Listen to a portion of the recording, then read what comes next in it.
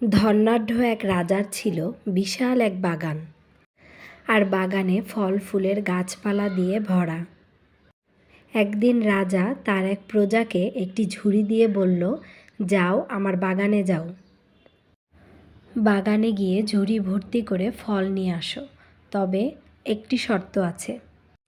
শর্তটি হলো, যে রাস্তা তুমি একবার অতিক্রম করবে সেই রাস্তায় আর দ্বিতীয়বার ফেরত আসতে পারবে না। প্রজা মনে মনে ভাবল, এ আর কি কঠিন কাজ, আমি রাজি হয়ে যাই।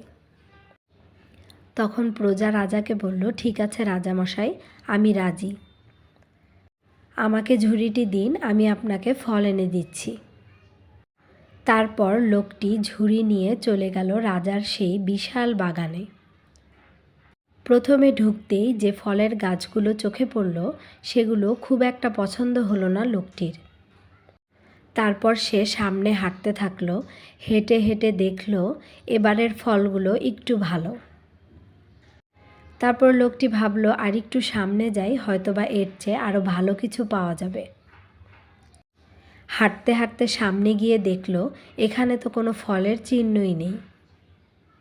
তারপর আবারও হাঁটতে হাঁটতে সামনে গিয়ে দেখল খুব সুন্দর সুন্দর ফল। ওখান থেকে লোকটি কিছু ফল নিয়ে আবারও সামনে হাঁটা দিল। তারপর আবারও কিছু গাছ দেখল, কিন্তু লোকটি পছন্দ করল না। তারপর হাঁটতে হাঁটতে সামনে যেতে থাকলো, কিন্তু যতই সামনে যাচ্ছে আর কোনোই ফলের গাছ চোখে পড়ছে না। তারপর হাঁটতে হাঁটতে দেখল ফল গাছ তো আর নেই, বাগানের প্রায় শেষ প্রান্তে এসে পড়েছে। লোকটি ভাবল, হায় হায়, এ কী অবস্থা, ঝুড়ির তো এক অংশও ভরেনি। এখন আমি রাজার সামনে কিভাবে এই ঝুড়ি নিয়ে যাব?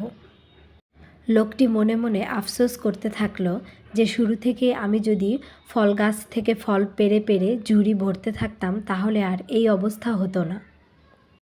কিন্তু এখন তো আর করার কিছুই নেই, যা হবার তা হয়ে গেছে। পিছনের পথে তো আর যাওয়া যাবে না। আমাদের জীবনেও এমনটা ঘটে থাকে। আমাদেরও তো একদিন আল্লাহর কাছে উপস্থিত হতে হবে অনেক আমল নিয়ে। কিন্তু আমরা ভাবি কাল করব, কাল থেকে আরম্ভ করব, কিছুদিন পর থেকে এই করতে করতে জীবনের সময় একদিন হঠাৎ ফুরিয়ে যাবে। তারপর আমরা আল্লাহর কাছে উপস্থিত হব একদম শূন্য হাতে। আমাদের কাছে তখন আমল বলতে হয়তোবা কিছুই থাকবে না। তাই তো আমরা ভালো কোনো কাজ, আল্লাহর ইবাদত করার জন্য মনকে স্থির করে তৎক্ষণাৎ করে ফেলব। কালকের জন্য বা কিছুদিন পরে করব, এই জন্য কোনো কিছুই ফেলে রাখব না। কারণ হায়াত কখন যে ফুরিয়ে যাবে আমরা হয়তোবা টেরই পাব না। মহান আল্লাহ আমাদের সকলকে বেশি বেশি আল্লাহর ইবাদত ও ভালো কাজ করার তৌফিক দান করুন, আমিন। দেখতে দেখতে রমজান মাস চলে এসেছে। আমরা এই রমজান মাসে বেশি বেশি যেন আল্লাহর ইবাদত করতে পারি, 5 ওয়াক্ত নামাজ পড়তে পারি, তাহাজ্জুদের নামাজ পড়তে পারি, আর বেশি বেশি কোরআন তেলাওয়াত করতে পারি আর দান করতে পারি।